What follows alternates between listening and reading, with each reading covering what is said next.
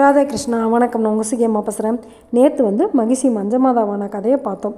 இன்றைக்கி என்ன பார்க்க போகிறோம் அப்படின்னாக்கா, இன்றைக்கி சபரிமலைக்கு போகணும் அப்படின்னாக்கா 18 படிகளை தாண்டி தான் நம்ம போய் ஐயப்பனையே பார்க்க முடியும். அந்த 18 படிகள் எதுக்காக வச்சுருக்காங்க அப்படின்னு சொல்லி நாம் இன்றைக்கி தெரிஞ்சுக்க போகிறோம். அதாவது மணிகண்டன் தனக்கான கோவில் இப்படி தான் இருக்கணும் அப்படின்னு சொல்லி ராஜசேகர பாண்டியன்கிட்ட சொன்னார். அதுக்கப்புறம் ராஜசேகர பாண்டியனும் அதே மாதிரி 18 படிகள் அமைத்து அதுக்கப்புறமேட்டு தான் நம்மளுடைய தர்ம சாஸ்தாவான மணிகண்டனை பரசுராமர் சொன்ன பூஜை முறைப்படி பிரதிஷ்டை செஞ்சுருக்காங்க. அந்த 18 படிகள் எதுக்காக வச்சுருக்காங்க அப்படிங்கிறத நம்ம தெரிஞ்சுக்க போகிறோம். புராணங்கள் 18. அந்த 18 புராணங்கள் படி நாம் நம்மளுடைய வாழ்க்கையை அமைச்சிக்கிட்டோம் அப்படின்னாக்கா நம்மளுடைய வாழ்க்கை நல்ல முறையில் இருக்கும் அப்படிங்கிறத சொல்கிறது தான் இந்த 18.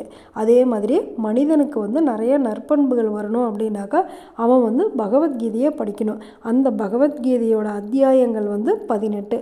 நாம் சபரிமலைக்கு போகணும் அப்படின்னாக்கா 18 மலைகளை தாண்டி போகணும். அந்த 18 மலைகளுக்குமே 18 தேவதைகள் இருக்காங்க. அதாவது வன தேவதைகள் இருக்காங்க. ஒவ்வொரு மலைக்கும் ஒவ்வொரு தேவதைகள் இருக்காங்க. அந்த 18 மலைகளுக்கும் 18 வன தேவதைகளையும் நினச்சிக்கிட்டு தான் இந்த 18 படிகளையும் நம்ம தாண்டி போகிறோம். அப்படி நம்ம எந்தெந்த மலையை தாண்டி போகிறோம் அப்படின்னாக்கா சௌந்தரியமலை, நாகமலை, மதங்கமலை. இந்த மதங்கமலை உங்களுக்கு ஞாபகம் இருக்குமே, சபரி மதங்க முனிவருடைய ஆசிரமத்தில் தானே இருந்தாங்க. அப்போ தான் ராமர் வர வரைக்கும் நீ இங்கேயே இரு அப்படின்னு சொல்லி மதங்க முனிவர் சொன்னார்.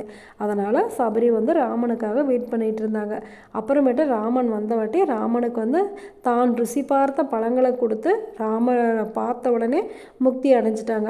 அப்படி சபரி வாழ்ந்த மலையில் தான் நம்மளுடைய மணிகண்டன் இன்றைக்கி இருக்கார்.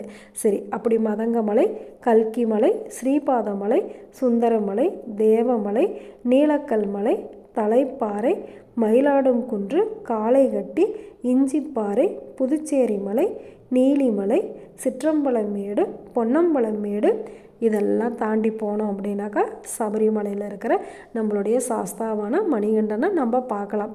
அது மட்டும் இல்லை, 18 வகையான குணங்கள் ஒரு மனிதனுக்கும் இருக்குது. அந்த 18 வகையான குணங்களையுமே நாம் நல்வழியில் ஈடுபடுத்தணும் அப்படிங்கிறதையுமே இந்த 18 படிகள் நம்மளுக்கு உணர்த்துது.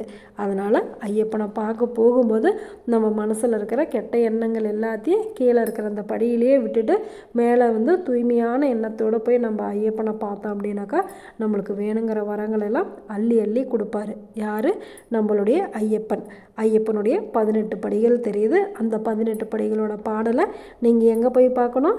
நம்மளுடைய ட்ராவல் வித் சிகியில் போய் பார்க்குறீங்களா? நல்லது நினைப்போம், நல்லதே நடக்கும், ஆனந்தமாக இருப்போம். ஓகே, பாய். ராதே கிருஷ்ணா.